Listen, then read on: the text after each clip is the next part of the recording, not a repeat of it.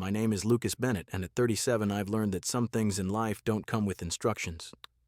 Like raising a 7-year-old girl on your own or keeping a roof over your heads when the only skills you've got are fixing engines and carving wood into something useful. I live in a small cedar-shingled house on the edge of Evergreen Ridge, a neighborhood just outside Boston where the lawns are manicured like golf courses and the driveways are long enough to make you feel like you're trespassing even when you're not. The houses here are big, the kind that get strung with 1,000 lights every December, turning the whole ridge into a postcard. Except for one. The house next door is a sprawling brick mansion with tall windows and a 3-car garage, but it might as well be a museum after closing hours. No lights, no wreath, no sign that anyone lives there at all. The neighbors call it the silent house. They say the owner is some high-powered CEO who doesn't do holidays, doesn't do neighbors, doesn't do anything but work. Her name is Veronica Rowan, and in the 3 years since I moved in, I've never seen her smile. I work out of a garage 3 miles down the road fixing carburetors and patching exhaust for people who can afford to live in places like this. The rest of my time belongs to Rosie, my daughter, my heartbeat. The reason I get up when the alarm goes off at 5:30. Her mom, Emily, died of cancer when Rosie was 3. One day she was laughing at Rosie's messy finger paints, the next she was gone. Christmas used to be Emily's favorite. She'd string popcorn garlands and bake until the kitchen smelled like cinnamon and hope. Now it's just another day I try not to ruin for my kid. This year Rosie decided the silent house needed saving. We were stringing lights on our little porch, nothing fancy, just the same strand we've used since she was 4 when she looked over the hedge and frowned. "Daddy, why doesn't that house have a wreath?" I followed her gaze. The mansion stood dark against the snow, its windows like empty eyes. Maybe they don't celebrate Christmas, kiddo. Rosie considered this with the solemnity only a 7-year-old can muster. Everyone should have Christmas, even if they're sad. I didn't argue. Sad was something I understood. That night she disappeared into her room with crayons and a piece of construction paper. When she came back, she held up a card decorated with a lopsided snowman and the words "Merry Christmas" from the house next door in purple marker. "We should give it to them," she said. "Maybe they just forgot." I started to say no. You don't bother people who want to be left alone. But Rosie's eyes. Emily's eyes were wide and certain. So I found myself pulling on my coat, the card clutched in her mittened hand, and we trudged through the snow to the silent house at 7 o'clock on Christmas night. The porch light didn't come on. The doorbell echoed like we were interrupting something sacred. I was about to turn back when the door opened. She stood there in a cream sweater that hung off one shoulder. Hair dark and loose, no makeup, no jewelry. Veronica Rowan looked younger than the rumors suggested, but tired in a way that went deeper than a long day. Her eyes flicked from me to Rosie, then to the card. Rosie didn't hesitate. She stepped forward and held it up. "We made this for you, so you don't forget Christmas." Veronica took the card like it might break. For a moment she just stared at the snowman, the crooked letters, the tiny heart Rosie had drawn in the corner. Then, without a word, she knelt down and opened her arms. Rosie walked right into them. I stood there, snowflakes melting on my lashes, watching my daughter hug a stranger who looked like she hadn't been touched in years. And something in the air shifted just a little, just enough to notice. The door didn't close right away. Veronica stayed crouched, Rosie's small arms still looped around her neck, the purple card pressed between them. Snow drifted in through the open doorway, catching in Rosie's curls and melting on Veronica's sweater. I shifted my weight, unsure whether to step inside or pull my daughter back. The silence stretched thick and uncertain until Veronica finally straightened. She didn't let go of Rosie's hand. "You should come in," she said. Her voice was low, careful, like she wasn't used to using it for anything but boardroom commands, just for a minute. "It's cold." I hesitated. The mansion's foyer loomed behind her marble floors, a chandelier that probably cost more than my truck and a single candle flickering on a side table. No music, no laughter. Just the faint scent of pine from a Christmas tree that stood in the corner unlit and bare. Rosie tugged my sleeve. "Daddy, please." I nodded and we stepped inside. The door shut with a soft click. Veronica set the card on the table beside the candle, smoothing the corner where Rosie's mitten had crumpled it. "I wasn't expecting company," she said almost to herself. She glanced down at her bare feet, then at the oversized sweater that slipped further off her shoulder. "I don't usually open the door." Rosie, oblivious to the awkwardness, kicked off her boots and padded toward the tree. "It's so big, but it's naked." She turned back to Veronica, eyes wide. "Don't you have ornaments?" Veronica's mouth twitched almost a smile. "I have them somewhere. In a box. She trailed off, looking at the tree like it was a puzzle she'd forgotten how to solve. I cleared my throat. "We didn't mean to intrude. Rosie just wanted to make sure you didn't miss Christmas." Veronica's gaze flicked to me sharp and assessing, then softened when it landed on Rosie again. "I haven't missed it," she said quietly. "I've just never had it." The words hung there heavier than the snow outside. I didn't know what to say. Rosie, though, had no such problem. "We have soup," she announced, "and cookies. Daddy makes the best chocolate chip ones." "You should come eat with us." Veronica blinked. "Soup and hot cocoa," Rosie added, as if that settled everything. "With marshmallows." I rubbed the back of my neck. "We've got plenty, if you want. No pressure." Veronica looked at the bare tree, then at the card, then at Rosie's hopeful face. Something shifted in her expression, small but there. "Let me get shoes," she said. 5 minutes later, we were trudging back through the snow, Veronica in a pair of leather boots that looked like they'd never seen a puddle. She carried the card like it was fragile. Rosie held her hand the whole way. Our house was the opposite of hers in every way. Warm light spilled from the windows, the porch strung with the same tired strand of bulbs we'd used for years. Inside, the air smelled of chicken soup and cinnamon. Rosie dragged Veronica to the kitchen table, chattering about school and the snowman she'd built last week that melted into a blob. I ladled soup into bowls, sliced thick pieces of bread, and tried not to stare at the way Veronica's fingers curled around the mug I handed her like she was testing its weight, its reality. We ate in near silence at first. Rosie filled the gaps with stories, her voice bright against the quiet. Veronica listened, nodding occasionally, asking a question, soft, curious. When Rosie's eyelids started to droop, she curled up on the couch under a quilt Emily had made years ago. Within minutes, she was out. Veronica stared at the sleeping child, then at me. "You let her talk to strangers." I smiled, stirring the dregs of my soup. "I didn't think you were a stranger after that hug." She looked down at her bowl. "I don't remember the last time someone touched me without an agenda." The words slipped out before I could stop them. "I'm sorry." "Don't be." She traced the rim of her mug. "It's just new." I stood to clear the dishes. She followed hesitant, then took a towel and dried as I washed. Our hands brushed once, twice. Neither of us moved away. When the last plate was stacked, she leaned against the counter, arms crossed. "Thank you," she said. "For the soup. For this." Any time I replied, and I meant it, she glanced at Rosie, then back at me. "Next weekend, lunch, my place. If you're free." I nodded, surprised. "We'll bring dessert." She smiled, small reel, and gone almost as fast as it came. "I'll hold you to that." The following weekend came faster than I expected. I'd spent the week second-guessing the invitation, wondering if Veronica had just been polite. But Saturday morning, Rosie was already bouncing by the door, clutching a Tupperware of chocolate chip cookies like a peace offering. "We're late. Daddy," she scolded, even though it was barely 10. I grabbed the container of soup I'd reheated, chicken noodle, nothing fancy, and we crossed the hedge again. The mansion looked less forbidding in daylight, but still quiet. No cars in the drive, no signs of life. I rang the bell and waited, half expecting silence. The door opened almost immediately. Veronica stood there in jeans and a soft gray sweater, hair pulled back in a loose knot.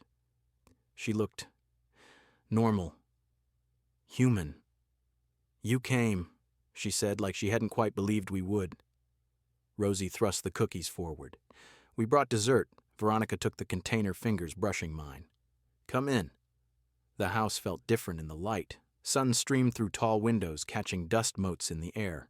The bare Christmas tree still stood in the corner, but now there was a single string of lights draped across it, white, simple, plugged in. It glowed softly like a heartbeat. I found these in a box, Veronica said, following my gaze. Figured one string was better than none, Rosie gasped. It's alive. Veronica's mouth curved. Barely. We moved to the kitchen, a cavernous space with granite counters and appliances that looked untouched. Veronica had set out plates, but nothing else. I don't cook much, she admitted. Ordered pizza. Hope that's okay. Pizza's Rosie's favorite, I said. We ate at the island, paper plates and plastic cups, Rosie swinging her legs from a stool too tall for her. She dominated the conversation school, her best friend Mia, the snow fort she wanted to build. Veronica listened like every word mattered, asking questions that made Rosie light up. When Rosie asked if Veronica had ever built a snowman, Veronica's answer was quiet. Not since I was a kid. After lunch, Rosie dragged Veronica to the living room to help decorate the tree properly. I followed with the cookies. Veronica pulled a dusty box from a closet, ornaments still in tissue, some cracked, some pristine. Rosie unwrapped each one like treasure. I strung more lights while Veronica held the ladder, her hand steady on my ankle when I reached too high. We didn't talk much. Just the soft clink of glass, Rosie's running commentary, the occasional brush of fingers when we passed an ornament. When the tree was half-dressed, still sparse but brighter, Rosie yawned and curled up on the couch again, cookies crumbling on her shirt. Within minutes, she was asleep. Veronica stared at her, then at me. She does that a lot around you. She trusts safe places, I said. Veronica's eyes flicked to mine, then away. This doesn't feel safe. It feels temporary. I set down the ornament I'd been holding. Why, she moved to the window, arms wrapped around herself. People don't stay. Not with me. I stepped closer, not touching. We're here now. She turned. Why? Because Rosie wanted to, and because... I stopped, unsure how to finish. Because what? Because the way you looked at that card like it was the first kind thing anyone had given you in years. Because you let my kid hug you. Because you put up lights.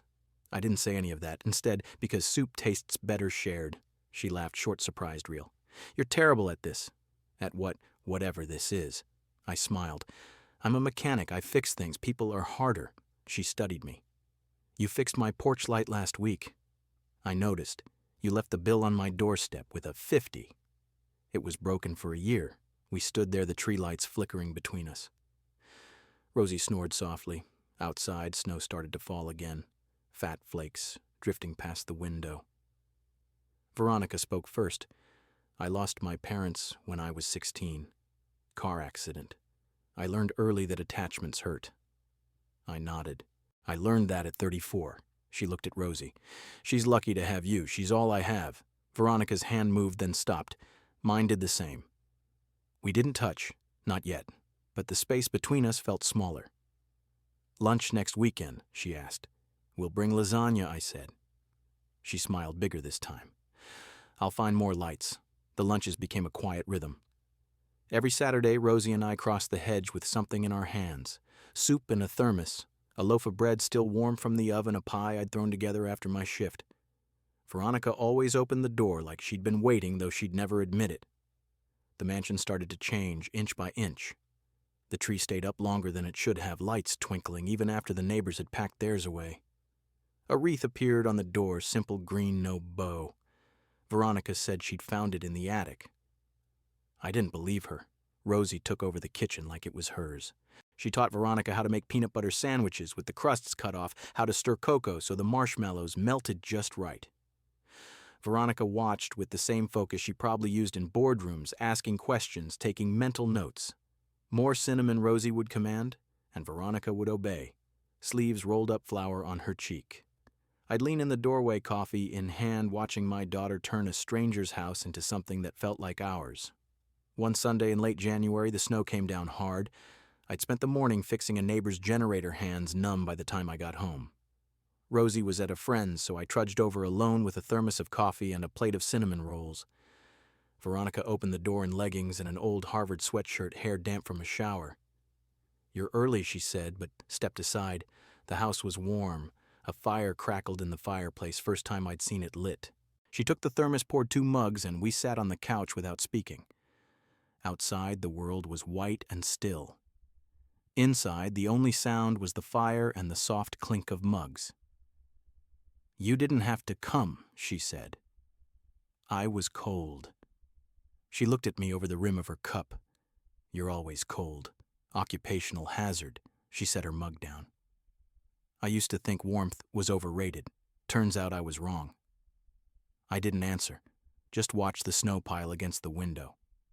She moved closer, not touching, but close enough that I could feel the heat of her. "Tell me something true," she said. I thought of Emily's laugh, of Rosie's first steps, of the way Veronica's eyes softened when my daughter called her Vero without asking. "I'm terrified," I said. "Every day. That I'll mess her up. That I'm not enough." Veronica's hand found mine. Her fingers were warm. "You're enough." The words sat between us, simple and heavy.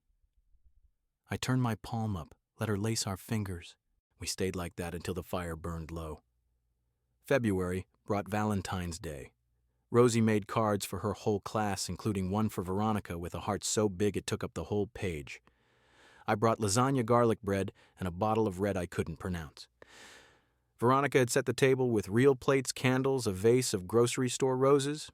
Rosie ate 3 helpings, then fell asleep on the couch, mid-sentence. Veronica and I cleaned up in silence. When the dishes were done, she leaned against the counter, arms crossed.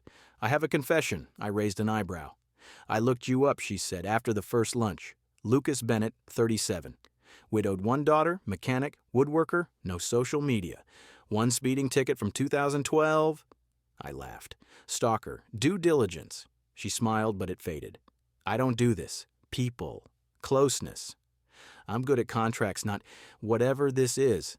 I stepped closer. "You're doing okay." She looked up at me, eyes searching. "Am I brushed a strand of hair from her face. "You let my kid fall asleep on your couch. You're doing better than okay." Her hand came up, fingers tracing the stubble on my jaw. "I don't know how to be soft," she whispered. "You already are." The kiss was slow, careful, like we were both afraid it would break. Her lips were warm, tasting of wine and cinnamon. When we pulled apart, her forehead rested against mine. "Stay," she said, "just for a bit." We sat on the couch, Rosie curled between us, Veronica's head on my shoulder. The fire popped. Outside, snow kept falling. I didn't want to move. March came with thaw and mud. The lunches turned into dinners, then sleepovers for Rosie when I had late jobs. Veronica started leaving her office early on Fridays, driving Rosie to dance practice in her sleek black SUV. I'd find them in the kitchen when I got home, flour on the counters, music playing, Veronica laughing at something Rosie said. I'd stand in the doorway, heart too full for words. One night after Rosie was asleep in the guest room, Veronica had quietly turned into hers. We sat on the back porch. The air was sharp, stars bright. Veronica wrapped a blanket around us both. I used to think success meant never needing anyone, she said. Turns out it just meant never letting anyone in. I pulled her closer. "You let us in." She was quiet for a long time. "I'm scared," she admitted, "of messing this up, of hurting her, of hurting you." I kissed the top of her head. "We're already in. No takebacks." She laughed, soft and real. "You're impossible." Part of my charm. Spring crept in. The tree in the corner finally came down, replaced by a vase of daffodils Rosie picked from the yard. Veronica started working from home, more her laptop on the kitchen island, while Rosie did homework beside her. I'd come in from the garage, grease on my hands, and find them like that, heads bent over coloring books or spreadsheets depending on the day. One Saturday, Rosie looked up from her drawing and said, "Daddy, I think Vero is our house now." Veronica's pen stopped moving. I met her eyes across the table. She didn't speak, but her hand found mine under the table, fingers tight. "Yeah," I said. "I think you're right." Valentine's Day fell on a Tuesday, but we treated it like a holiday anyway. I closed the garage early, picked up Rosie from school, and met Veronica at the public park in downtown Boston. She'd texted that morning, "Bring coats. I have a surprise." The surprise was a picnic blanket spread under the bare oaks, a thermos of hot chocolate, and a box of heart-shaped donuts Rosie squealed over. The air was cold but bright, the kind of February day that tricks you into thinking spring is close. We walked the paths, Rosie darting ahead to chase pigeons, Veronica's hand in mine. She wore a wool coat and scarf, hair loose, cheeks pink from the wind. I couldn't stop looking at her, what she asked catching me. Nothing, I said, just happy. She squeezed my fingers. Me too. Rosie ran back, breathless. Picture, she demanded, holding up Veronica's phone. We posed me with an arm around Veronica Rosie, wedged between us, grinning like she'd won something. The shutter clicked. I didn't think anything of it. 2 days later, my phone buzzed with a news alert. I was under a pickup grease up to my elbows when the notification popped up. Rowan Capital CEO spotted with mystery man. I wiped my hands and opened the link. There we were, frozen mid-laugh, Rosie's mittened hand in Veronica's. The headline screamed, "Billionaire heiress dates broke single dad." By the time I got home, the story was everywhere. Social media exploded. Comments ranged from cruel to curious, gold digger publicity stunt. What does she see in him? Rosie's face was blurred, thank God, but mine wasn't. Neither was Veronica's. She called that night voice tight. Board's calling an emergency meeting tomorrow. They want me to manage the narrative. What does that mean, end it or hide it? I sat on the edge of Rosie's bed watching her sleep. We can step back. Keep it quiet. No. Her answer was immediate. I'm tired of hiding. The meeting was brutal.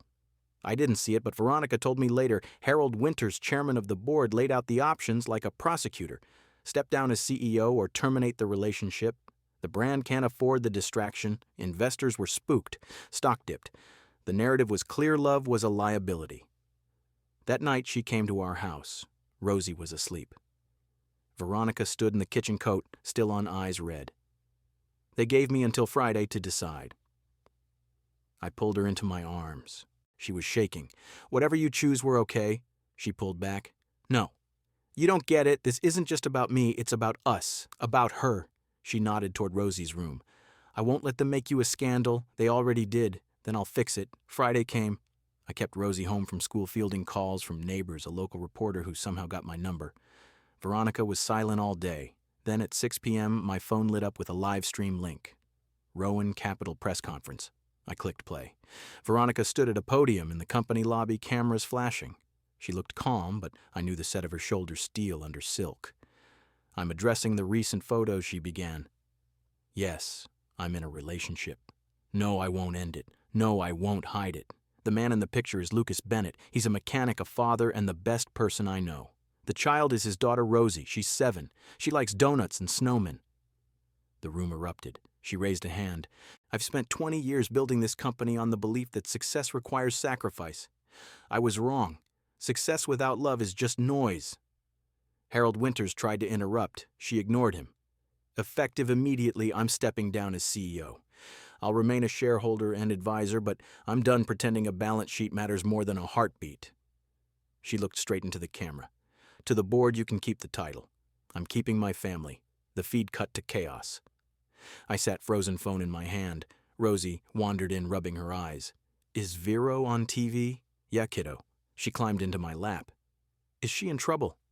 No, I said, throat tight. She's being brave. That night, Veronica showed up with a duffel bag and a bottle of wine. I'm unemployed, she announced, kicking off her heels. Got any lasagna?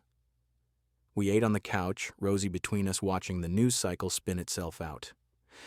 By morning, the narrative had shifted. CEO quits for love. Rowan starts scholarship fund for orphans. The cruelty faded under the weight of her words. She looked at me across the table, exhausted but steady. I meant it.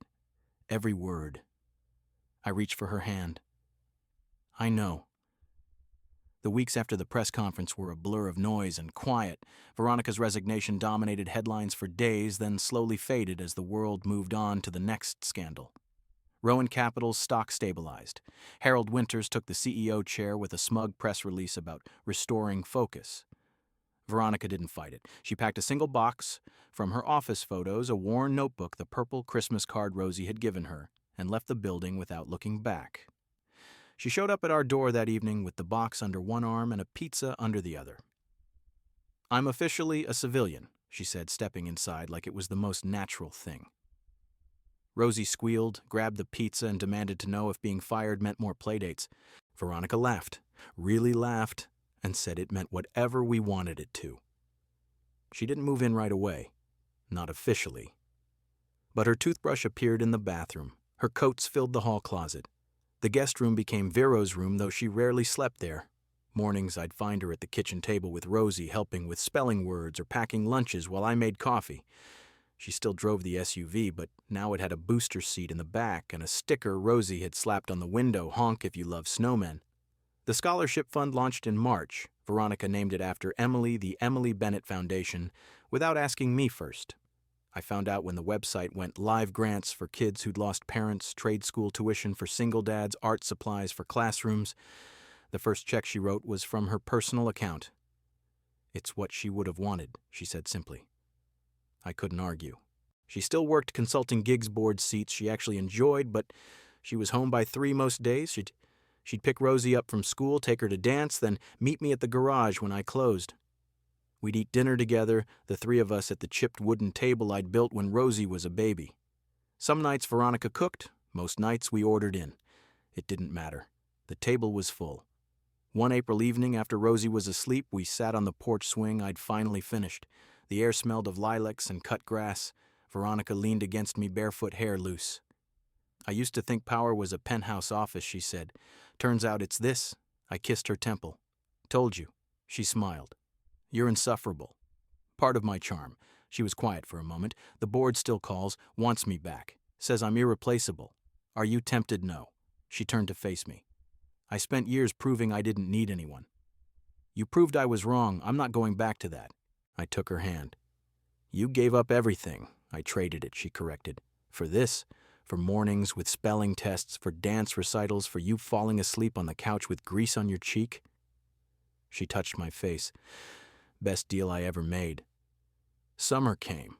We took Rosie to the Cape for a week, first vacation I'd had in years. Veronica rented a cottage with a porch overlooking the bay. We ate lobster rolls on the sand, built lopsided castles, watched fireworks from a blanket. Rosie called it our house by the sea. Veronica didn't correct her.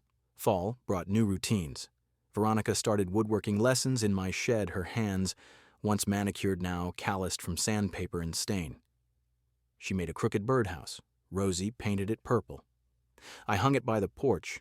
The birds ignored it, but we didn't care. One October night, after a long day of sawdust and school projects, Veronica looked at me across the kitchen. "I want to ask you something. Shoot. Move in. For real. All your tools, all your noise, all of you. Here. With us." I set down the dish towel. "You sure? I've never been more sure of anything." I pulled her close. "Yes." We didn't tell Rosie right away. Let her get used to the idea. But by November, my drawers were in Veronica's dresser, my boots by the door. The mansion wasn't silent anymore. It echoed with laughter, with Rosie's piano practice, with the creak of floorboards under 3 sets of feet.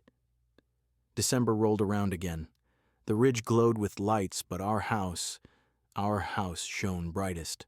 Veronica and Rosie decorated the tree together, arguing over tinsel placement.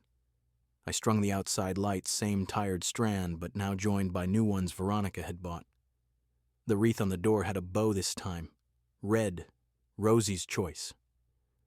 On Christmas Eve, after Rosie was asleep, Veronica handed me a small box. Inside was a key. "To the house," she said, "and to everything in it." I kissed her slow and sure. "I love you." "I love you too," she said. "Both of you, always." Christmas Eve came again, a year to the day since Rosie first dragged me across the snow with her purple card. The ridge glittered under fresh powder, every house a jewel except ours. Ours blazed like it was trying to outshine the stars. Veronica and Rosie had spent the week decorating lights on the eaves, a wreath thick with pine cones garland wrapped around the porch rails. Rosie insisted on a real tree this year, taller than me, smelling of sap and memory. We'd cut it down together, the 3 of us laughing as it toppled in the snow. That night, Rosie clutched a new card, glitter glue still wet on the edges. "Merry Christmas, Vero. This time it's forever." She'd added a drawing of the 3 of us under the tree stick figures with oversized smiles. I carried a small wooden box I'd carved in the shed after she'd gone to bed each night for a month. We bundled up and crossed the lawn, no hedge to climb now, just open space between houses that had become one home. The porch light was on, warm and golden. Veronica opened the door before we knocked, barefoot in a red sweater. Hair loose, eyes bright. Behind her, the tree glowed every ornament we'd collected, plus new ones Rosie had made at school. The fire crackled. Cinnamon and pine filled the air. Rosie ran forward. "Did you forget Christmas again?" Veronica knelt, arms open. "Never. Not anymore." She hugged Rosie tight, then looked up at me, smile soft. "Hi." "Hi," I said, voice rough. We moved inside. Rosie kicked off her boots, darted to the tree, and started rearranging ornaments for balance. Veronica took my coat, fingers lingering. "You okay better then?" She raised an eyebrow. Nervous, terrified. "Good." She kissed my cheek. "Means it matters." Rosie called us over. "Time for presents." She handed Veronica the card first. Veronica read it aloud, voice catching on forever. Then she pulled Rosie into another hug, eyes shining. I set the wooden box on the coffee table. "My turn." Veronica looked at it, then me. "Lucas." I opened the lid. Inside was a silver ring, simple, hand-forged, a single line etched around the band. I'd melted down an old bracelet of Emily's, mixed it with new metal, past and future in one circle. I knelt. Rosie gasped, hands over her mouth. "Veronica Rowan." I started, throat tight. "A year ago, I knocked on your door to give you a wish. You gave us a home instead. You gave Rosie a mother who shows up. You gave me a reason to believe again. I don't have much, just this house, these hands, this heart. But it's yours. All of it." I took her hand. "Will you be our family forever?" She stared at the ring, then at me, tears spilling. No words, just a nod, fast and sure. She pulled me up, kissed me hard, Rosie squealing between us. When we broke apart, Veronica slipped the ring on fingers, trembling. Rosie tugged my sleeve. "Does this mean Vero's my mom now?" Veronica knelt again, eye level. "If you want me to be." Rosie threw her arms around her neck. "Yes." We stood there wrapped in firelight and pine, the three of us. Outside, snow fell soft and silent. Inside, the tree lights blinked. The fire popped, and for the first time in years, Christmas felt whole. I looked at Veronica, my Veronica, and knew the first knock was for a wish. This one was for a lifetime.